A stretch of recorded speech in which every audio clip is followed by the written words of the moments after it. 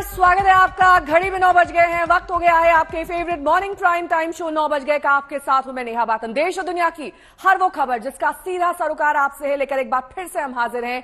कहीं देवी देवता के अपमान पर बवाल मचा है तो कहीं मूसलाधार आफत से त्राहिमाम है। सबके बीच आज प्रधानमंत्री नरेंद्र मोदी का वाराणसी दौरा है, जहां तोहफों की बारिश होने वाली है। ये तमाम खबरें होंगी, लेकिन सबसे पहले खबरों की कुछ झलकियां आपको दिखा देते हैं। शहर शहर मूसलाधार आफत है। कहां डूब गई है बस्ती, कहां टूट रहे हैं पहाड़, दिखाएंगे आपको 9 बज गए में। पंजाब के सीएम भगवंत मान की आज शादी है। चंडीगढ़ में क्या है तैयारी, दिखाएंगे आपको अब से कुछ ही देर बाद। जालना में बुलडोजर पर दुल्हन की एंट्री हुई। ये दिलचस्प खबर और तस्वीरें आपके लिए हाजिर होंगी अब से कुछ ही देर बाद। और ठीक आधे घंटे बाद यानी कि सुबह 9:30 बजे 100 शहर 100 खबर।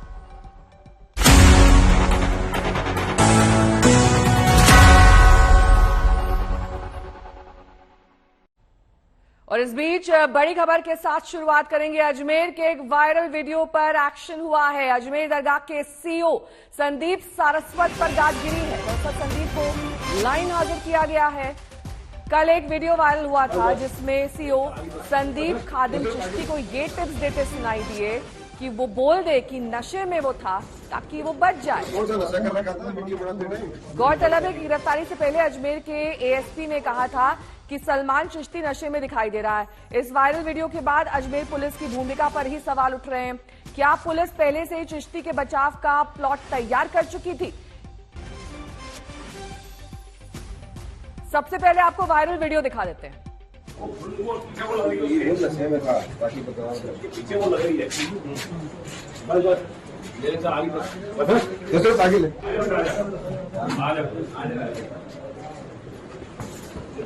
कौन सा नशा कर रखा था? मिट्टी बनाते नहीं नशे में था पार्टी पीछे वो लग रही है।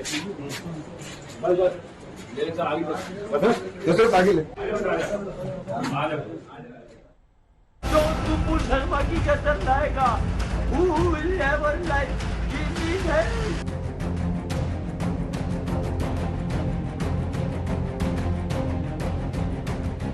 थाने में खड़े सलमान चिश्ती की मुस्कुराहट देखिए। जिस पुलिस के सामने अच्छे अच्छों की हालत टाइट हो जाती है, थाने में घुसते ही आरोपियों और अपराधियों का गला सूखने लगता है, माथे से पसीना टपकने लगता है, टेंशन के मारे भूख प्यास उड़ जाती है, उस थाने में हत्या की धमकी देने वाला आरोपी सलमान चिश्ती मंद मंद मुस्कुरा रहा है। ये मुस्कुराहट बनावटी नहीं, इसके पीछे छुपे आत्मविश्वास को समझने के लिए आपको एक और वीडियो देखना होगा और समझना होगा कि सलमान चिश्ती घबराहट के बजाय सुकून भरी मुस्कुराहट के साथ कैसे खड़ा है। ये वीडियो उस समय का है जब अजमेर पुलिस सलमान चिश्ती को गिरफ्तार करके थाने ला रही थी।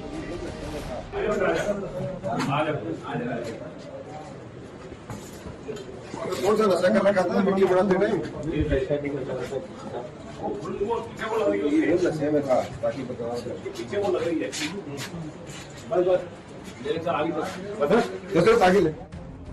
सुना आपने, गिरफ्तारी से पहले ही अजमेर पुलिस सलमान चिश्ती को बचने के टिप्स दे रही है। नशे की हालत में हत्या के लिए उकसाने वाले बयान से बचने के शॉर्टकट दिए जा रहे हैं ताकि कोर्ट के सामने बचने के लिए एक पतली गली तैयार की जा सके। वीडियो सामने आने के बाद अजमेर पुलिस का दावा तो तुरंत कार्रवाई का है, लेकिन वो ये भूल गई कि इस कार्रवाई में बड़े घालमेल की बात लीक हो गई है। हमारे संज्ञान में आया था कि दरगाह के खादिम सलमान चिश्ती द्वारा एक भ्रामक और आपत्तिजनक वीडियो शेयर किया गया है, जिसके बाद तुरंत एफआईआर दर्ज कर ली गई और विभिन्न टीम बनाकर साइबर टीम की मदद के द्वारा भी आज सलमान चिश्ती को घर से दस्तयाब किया गया। अभी उनसे पूछताछ जारी है। उनको उनके खादिम मोहल्ला से ही अभी दस्तयाब किया गया है। बाकी एक बार अभी पूछताछ हो जाए कि वो कब उन्होंने वीडियो बनाया, कहाँ बनाया, उसके बाद बाकी जानकारी शेयर कर सकते हैं। सलमान चिश्ती के पुलिस के साथ इस वायरल वीडियो के बाद प्रदेश की कांग्रेस सरकार फिर से बीजेपी के निशाने पर आ गई। बीजेपी के नेता राजवर्धन सिंह राठौर ने ट्वीट करके इस वीडियो के लिए अजमेर पुलिस पर मिलीभगत का आरोप लगाया। राजवर्धन सिंह ने लिखा कि हत्या की धमकी देने वाले अजमेर दरगाह के खादिम को पुलिस सिखा रही है कि बचना कैसे है। ये ऊपर से आदेश के बिना संभव नहीं है। विपक्ष की राजनीति अपनी जगह है, लेकिन सवाल ये भी है कि अजमेर पुलिस को सलमान चिश्ती को ये कहने की जरूरत क्यों पड़ी कि बोल दे नशे में था। अजमेर पुलिस की ऐसी क्या मजबूरी थी कि गिरफ्तार करते ही सिखाना पढ़ाना शुरू कर दिया। हालांकि पुलिस शुरू से कहती आ रही है कि सलमान चिश्ती ने ये वीडियो नशे की हालत में दिया था। जैसा वीडियो में प्रतीत हो रहा है वो इनेब्रेटेड स्टेट में थे, डेफिनेटली कुछ नशा उन्होंने किया था, ऐसा प्रतीत हो रहा है। बाकी अनुसंधान का विषय है, उसको समझ आए क्यों इस तरह की स्थिति में थी। एक बार मान भी लिया जाए कि सलमान चिश्ती नशे में था, हो सकता है पुलिस लिकर टेस्ट करवाकर ये साबित भी कर दे कि सलमान ने शराब पी रखी थी। लेकिन सवाल ये है कि क्या नशे के आधार पर इतने गंभीर मामले में डिस्काउंट दिया जा सकता है, वो भी तब जब अजमेर के थाने में सलमान चिश्ती के हिस्ट्री शीटर वाली तस्वीर लगी हो। सलमान पर 13 मामलों में केस चल रहे हैं, कई केस में जेल भी काट चुका है, लेकिन इसके बाद भी पुलिस बचने के टिप्स खुलेआम देती हुई नजर आ रही है।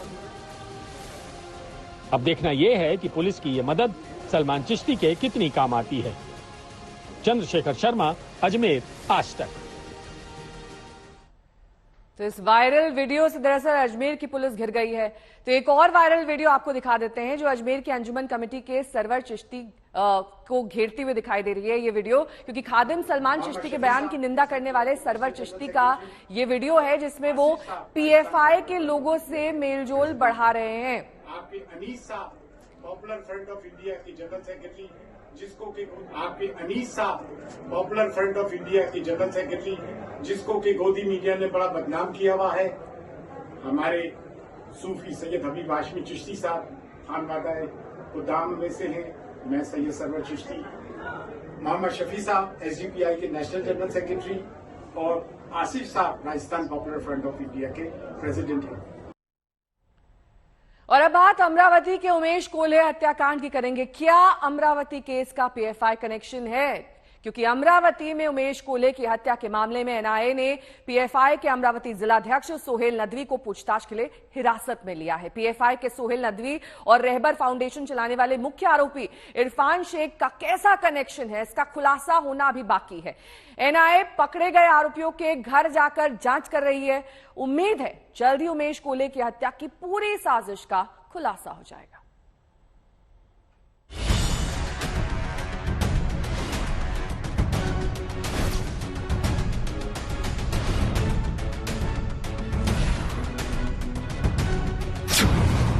अमरावती के उमेश कोल्हे मर्डर पर बड़ा खुलासा। क्या अमरावती कांड का है पीएफआई कनेक्शन?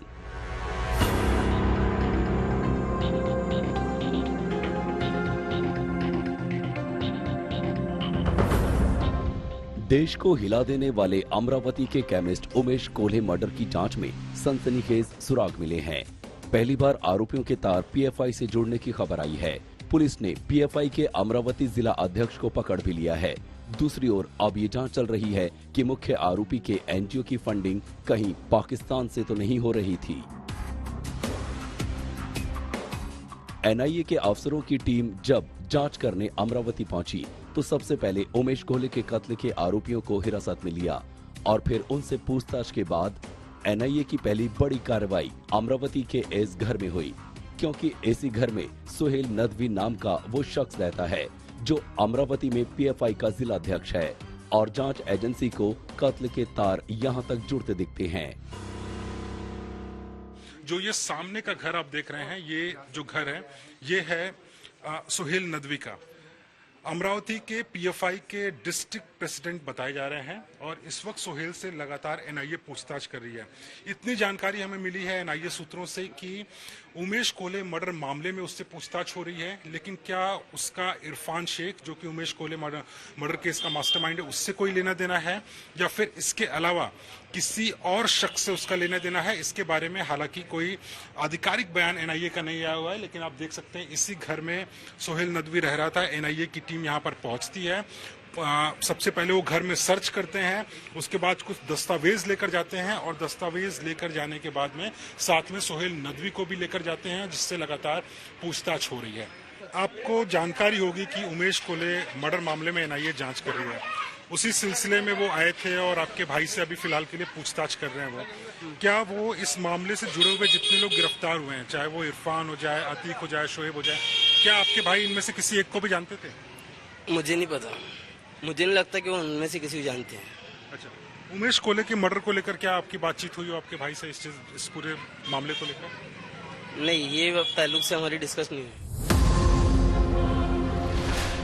अभी तक साफ नहीं है कि कत्ल के मास्टरमाइंड इरफान और पीएफआई के अमरावती जिला अध्यक्ष सोहेल नदवी के बीच क्या कनेक्शन है, लेकिन हत्याकांड की शुरू में जांच कर रही अमरावती पुलिस को रहबर फाउंडेशन चलाने वाले मुख्य आरोपी इरफान के बैंक खातों से कुछ सुराग जरूर मिले थे।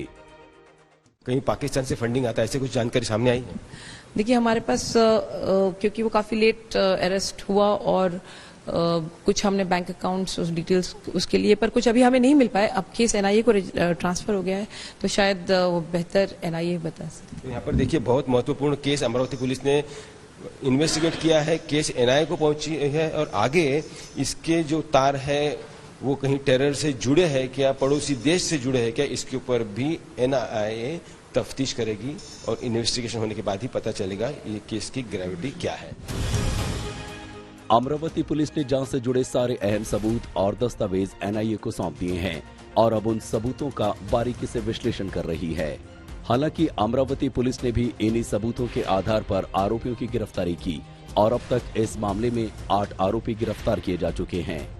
फिलहाल उमेश कोले हत्याकांड पर एनआईए की जांच भी चल रही है और सियासी आरोप प्रत्यारोप भी, लेकिन अब तक की जांच में ये साफ हो चुका है कि उमेश की हत्या संगठित तौर पर प्लान बनाकर की गई और इसकी पूरी प्लानिंग रहबर फाउंडेशन चलाने वाले इरफान शेख ने कर रखी थी।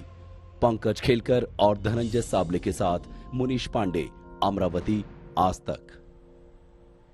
मुनीश पांडे मेरे सहयोगी इस वक्त तमाम जानकारी के साथ सीधे अमरावती से जुड़ गए हैं। मुनीश, देखिए, जिस तरीके से अब पीएफआई का कनेक्शन सामने आ रहा है, टेरर के एंगल से जांच की जा रही है, क्या कुछ सबूत एनआईए के हाथ लगे हैं जिससे इस ओर इशारा होता है?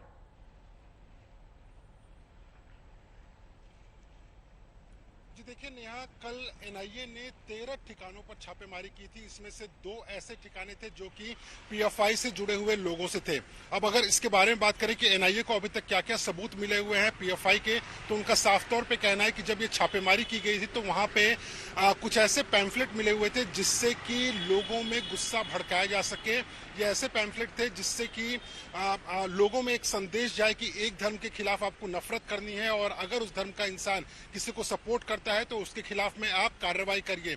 ऐसे इस तरह के पैम्फलेट मिले हुए हैं। तो एनआईए का भी कहना है कि उन्होंने 7 जो आरोपी थे उमेश कोले मामले में, उसके अलावा 2 जो पीएफआई के सदस्य हैं उनसे कल पूछताछ की है। हालांकि एक पीएफआई सदस्य को पूछताछ के बाद छोड़ दिया गया, लेकिन अब ये पूरी की पूरी जांच जो है इस दिशा में आगे बढ़ रही है कि क्या इसमें पीएफआई का लेना देना था या नहीं था। उसके अलावा अगर मैं बता दूं आपको कि इरफान शेख वो शख्स है जिसने कि जो 6 लोग मर्डर में शामिल थे उन 6 के 6 लोगों को उसने 10-10 हजार रुपए दिए थे, मोटरसाइकिल दी थी। लेकिन सबसे बड़ी बात यह है कि उसका खुद का एक एनजीओ था, रहबर नाम का एक एनजीओ था, और रहबर वो एनजीओ था जो कि लोगों को, नुपुर शर्मा के समर्थन करने वाले लोगों को लगातार धमकियां दे रहा था फोन करके। तो क्या इरफान का भी पीएफआई से कोई कनेक्शन है या नहीं है? पीएफआई के सदस्य जो नदवी यहाँ पर हैं, सोहेल नदवी, उनसे कोई संबंध उनका है कि नहीं है? इन सभी चीजों को लेकर एनआईए पूछताछ कर रही है और एनआईए का कहना है कि इस मामले में उनको कुछ सबूत भी मिले और इस सबूत के आधार पर हो सकता है कि आगे आने वाले समय में कुछ और लोगों से न सिर्फ पूछताछ हो बल्कि गिरफ्तारी भी हो। मनीष, ये जो रहबर फाउंडेशन जिसकी आप बात कर रहे हैं, जो कि एक एनजीओ बताया जा रहा है, इसकी फंडिंग कहां से होती थी, इसका बैकग्राउंड क्या है, पिछले क्या मामले हैं इस पर, इसके बारे में क्या जानकारी मिली? जी देखिए, रहबर जो है एक अमरावती का एनजीओ है और इसको हेड करने वाला जो इंसान है इरफान शेख, जो कि उमेश कोले हत्याकांड का मास्टरमाइंड है। अब जब हमने पुलिस से यहाँ पर बात की, एनआईए से बात की, तो उन्होंने कहा कि रहबर ग्रुप के 4 बैंक अकाउंट हैं जिनको पत्र लिख दिया गया है एनआईए की तरफ से और उनके बैंक अकाउंट्स के डिटेल्स आना शुरू हो गए हैं। लेकिन इरफान शेख के ऊपर इसके पहले भी 2 मामले दर्ज हैं। इंदौर में एक 2020 में रेप केस हुआ था, उसमें भी इरफान शेख का नाम आया हुआ था, 19 दिन उसे जेल में रहना पड़ा था। उसके अलावा अमरावती में ही एक अस्पताल में झगड़ा करने का भी उसके ऊपर आरोप है, तो उसका पहले से ही क्रिमिनल रिकॉर्ड है। और अगर इस पूरे हत्याकांड के बारे में बात की जाए तो 18 जून को उसने जो 3 शख्स थे, इसमें अतीक, शोएब और उसके अलावा शमीम, इन तीनों के साथ मिलकर उसने मर्डर की साजिश रची। उसी ने इन तीनों को, उमेश कोहले को मारने की पूरी प्लानिंग बताई हुई थी। उसके अलावा 3 और लड़कों को उसने इस पूरे किल स्क्वाड, जिसको हम बोल सकते हैं कि मारने वाली जो टीम थी, उसमें शामिल किया था, जिन्होंने रेकी किया हुआ था। तो इरफान शेख का रोल जो है काफी महत्वपूर्ण है। ठीक है, बहुत बहुत शुक्रिया मुनीश इस तमाम जानकारी के लिए आपका। अमरावती से हमारे संवाददाता मुनीश पांडे जुड़े हुए थे। लेकिन अब बात करेंगे मां काली पर दिए गए विवादास्पद बयान और उस वीडियो को एक बार फिर से आपको दिखा देते हैं जो इस फिल्म की, इस डॉक्यूमेंट्री की प्रोड्यूसर ने बनाया था। फिल्म मेकर लीना ने एक बार फिर से नया विवाद छेड़ दिया है। आपको वो तस्वीरें भी दिखाएंगे जिसकी वजह से ये विवाद शुरू हुआ है। लीना ने दरअसल ट्वीट की है विवादास्पद तस्वीर, जिसमें काली के वेश में सिगरेट पीती हुई एक महिला दिखाई दे रही है। इससे पहले भी दरअसल इसी से मिलता जुलता विवाद था जिसमें मां काली को सिगरेट पीते हुए दिखाया गया था। फिल्म मेकर लीना ने अब एक नया विवाद इस ट्वीट के जरिए छेड़ दिया है।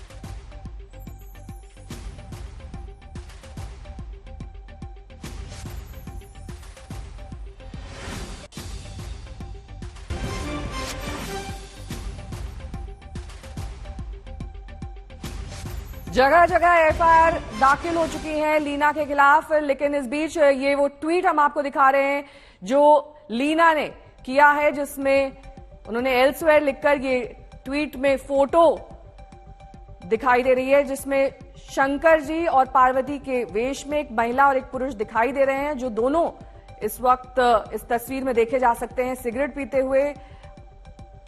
पहले मां काली को दिखाया, अब 2 अन्य भगवान के स्वरूपों को इस तरीके से लीना ने इस फोटो के जरिए ट्वीट किया है। लगातार विवाद में लीना रही हैं पिछले कई दिनों से। उन पर कई एफआईआर दर्ज हो चुकी हैं। मामला धार्मिक भावनाओं से जुड़ा हुआ है, इसलिए बेहद संवेदनशील है।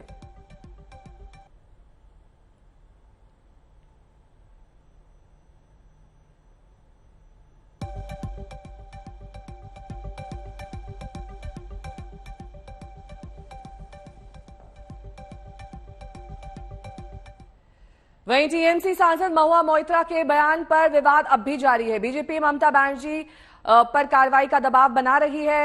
साफ तौर पर लगातार गिरफ्तारी की मांग उठ रही है। ये छोड़ने वाला नहीं है।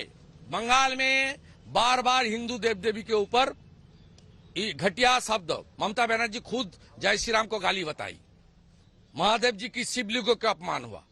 ये लास्ट है काली माता का अपमान। नेक्स्ट टाइम किसको बोलने का हम लोग मौका नहीं दूंगा। इतना हमारी एजिटेशन, लीगली कानून, लीगल बैटल और ध्वज लेकर शांतिपूर्ण तरीके से इतना एजिटेशन होगा, ये लास्ट होगा। इसको कान पकड़ के इस लोग को माफी मांगना चाहिए। महुआ मित्रा जी ने क्या कहा वो उनका मत है, उनकी पार्टी का मत है, मैं उस पर क्यों टिप्पणी करूं। पर मैं ये जरूर कहना चाहता हूं कि व्यक्तिगत रूप से हम सभी देवी देवताओं का पूरा सम्मान करते हैं, पूरा आदर करते हैं। और ये सारी जो बातें जो आज उठ के आती है, ये क्यों आ रही है?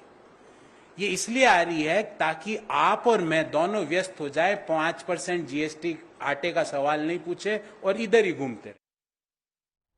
अगली खबर का रुख करेंगे। आज वाराणसी पहुंच रहे हैं प्रधानमंत्री नरेंद्र मोदी। वहां पर तोहफों की बरसात करने वाले हैं। यहां 1800 करोड़ की परियोजनाओं का लोकार्पण प्रधानमंत्री करेंगे। साथ ही शिलान्यास के भी कई कार्यक्रम हैं।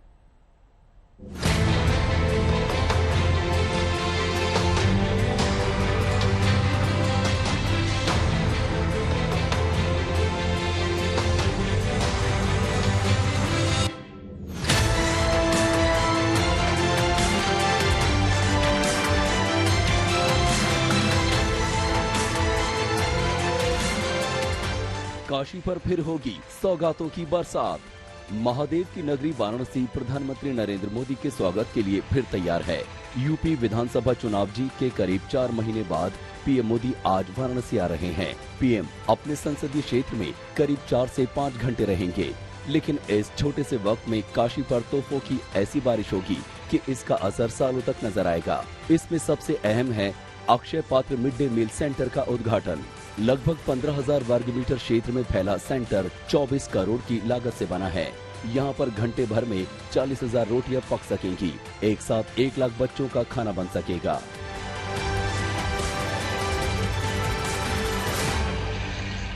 प्रधानमंत्री नरेंद्र मोदी अपने संसदीय क्षेत्र वाराणसी को कई तोहफों से नवाजने वाले हैं।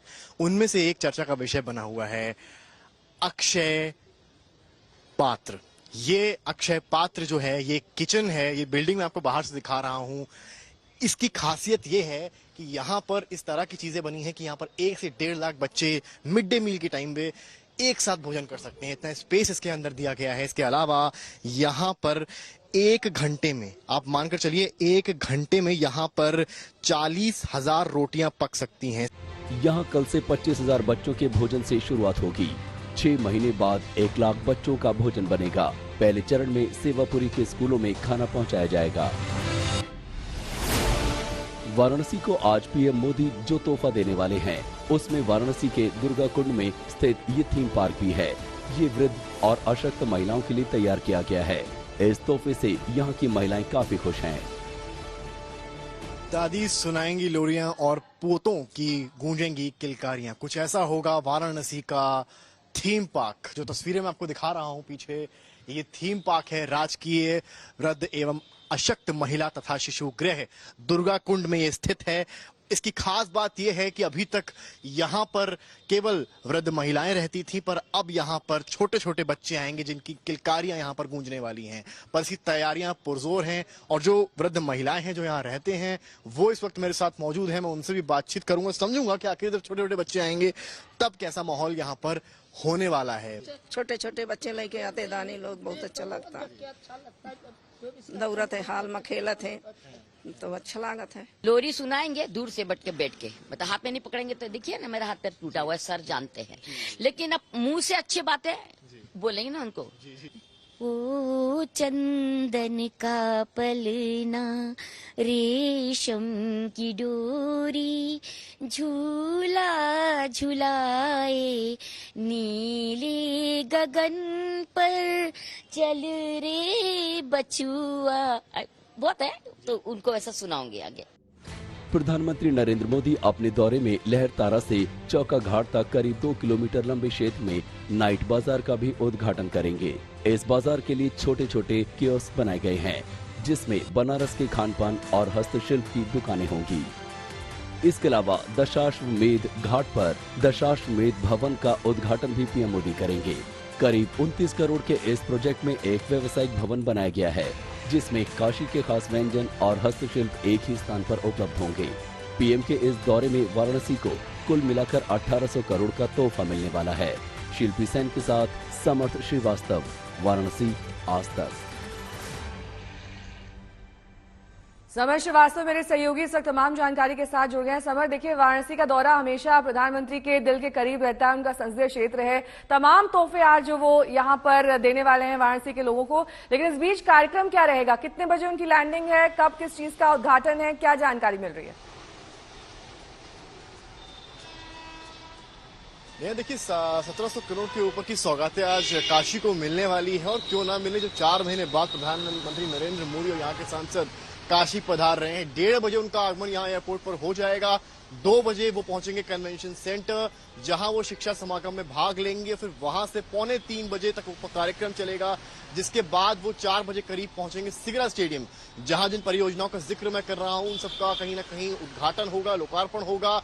जिसके बाद वहां वो एक स्पीच भी देंगे, संबोधित करेंगे काशीवासियों को। उसके बाद 6 बजे करीब वो दिल्ली के लिए वापस रवाना हो जाएंगे। इसको लेकर काशी एकदम खुश है प्रधानमंत्री के आगमन को लेकर, और जो सौगातें वो देने वाले हैं वो देखते बनती। मेरे पीछे अगर आप तस्वीरें देखेंगी तो मैं इस वक्त उस जगह पहुंचा हूं जहां पर उस नाइट बाजार की शुरुआत होनी है। प्रधानमंत्री मोदी के विभिन्न प्रोजेक्ट्स में ये भी एक प्रोजेक्ट है जो नाइट बाजार का तोहफा मिल रहा है। ये जो छोटी छोटी दुकानें आप यहाँ पर देख रही हैं, ये आपको बताने के लिए काफी है कि स्मार्ट सिटी काशी के अंडर प्रधानमंत्री का विजन क्या है, क्योंकि यहाँ पर ये दुकानें केवल यहाँ की नाइट लाइफ को ही नहीं बढ़ाएंगी, बल्कि कहीं ना कहीं जो एम्प्लॉयमेंट लो लेवल पर है उनको बढ़ाएंगी। और ये लहरतारा टू आंध्रापुर फ्लाईओवर जिसके नीचे इस वक्त हम मौजूद हैं, उसके नीचे इस तरह की असंख्यों दुकानें छोटी छोटी लगाई गई हैं। और ये जो पेंटिंग्स आप यहाँ देख रही हैं, इसके जरिए काशी को दिखाने का प्रयास किया गया है, काशी को ढाला गया है इन पेंटिंग्स में।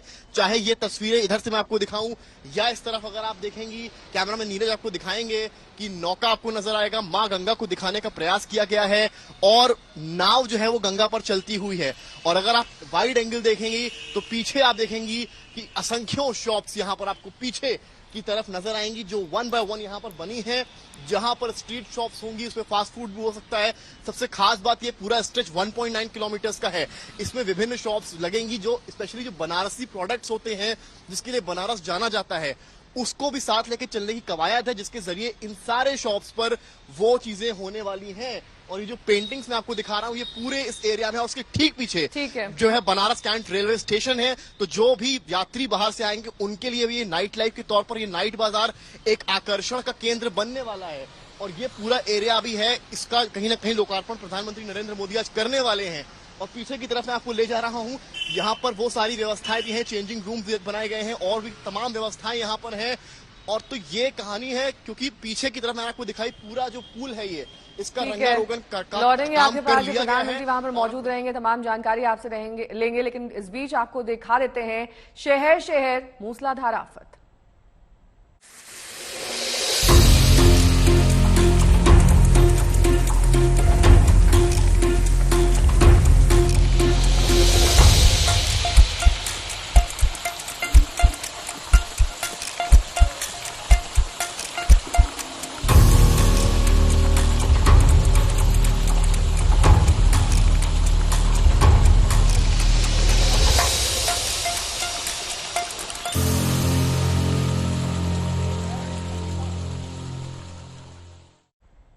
तो मूसलाधार आफत देश के अलग अलग हिस्सों पर बरस रही है, क्योंकि जिस तरीके से तस्वीरें अब सामने आ रही हैं, लग रहा है मानो हर शहर नदी और दरिया में तब्दील हो चुका है। मुंबई हो, कुल्लू हो, उत्तरकाशी, चंद्रपुर, मांडवी, जोरावत, इन तमाम राज्यों के अलग अलग शहरों की तस्वीर हम आपको दिखा रहे हैं, जहां पर कहीं बादल फटा है, कहीं पर मलबा सड़क पर आ गया है, कहीं पर सड़क दरिया में तब्दील होती हुई दिखाई दे रही है। अब रुक करेंगे मुंबई का, जहां पर सुबह से ही रुक रुक कर बारिश हो रही है।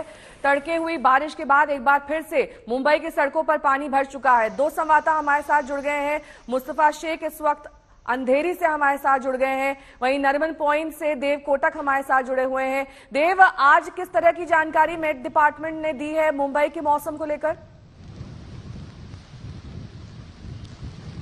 जी, अगर पहले हम हवा की बात करें तो 40 से 60 किलोमीटर प्रति घंटा चलेगी। अभी भी आप देख पा रहे हैं कि हवा कितनी ही तेज चल रही है।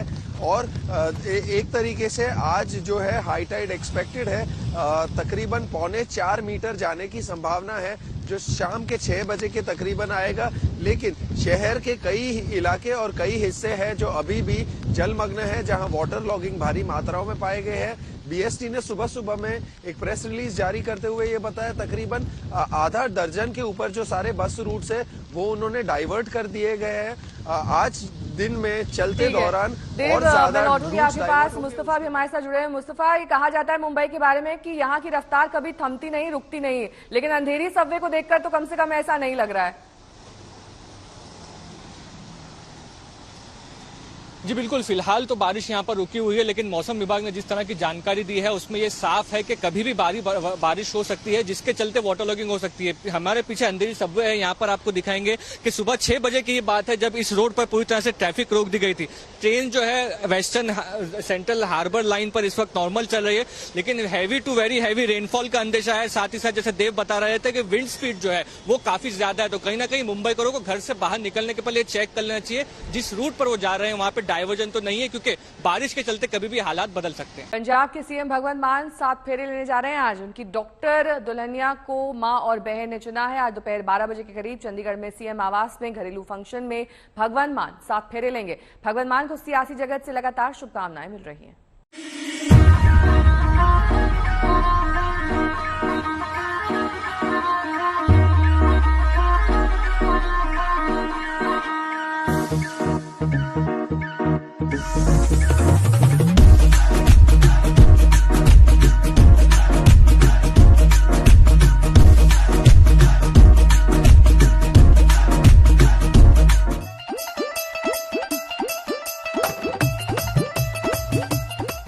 पंजाब में सीएम आवास में शहनाई की गूंज सुनाई देने लगी है, क्योंकि मुख्यमंत्री भगवंत मान शादी के बंधन में बंधने जा रहे हैं। चंडीगढ़ में भगवंत मान अपने घर में पटियाला की रहने वाली गुरप्रीत कौर के साथ 7 फेरे लेंगे। मान की दुल्हनिया पेशे से डॉक्टर हैं, यानी निजी जिंदगी में मुख्यमंत्री मान की गृह मंत्री बनेंगी डॉक्टर गुरप्रीत कौर, जो क्लिनिक के साथ अपना घर भी संभालेंगी।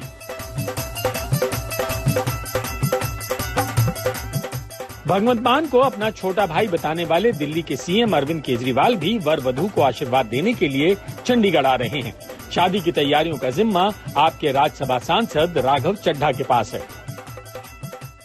पंजाब के मुख्यमंत्री भगवंत मान एक बार फिर से शादी के बंधन में बंधने जा रहे हैं। हालांकि 6 साल पहले उनका डाइवोर्स हुआ था और उनकी पत्नी और बच्चे दोनों अमेरिका में रहते हैं, लेकिन अब की बार भगवंत मान पटियाला की रहने वाली डॉक्टर गुरप्रीत के साथ शादी के बंधन में बंधने जा रहे हैं।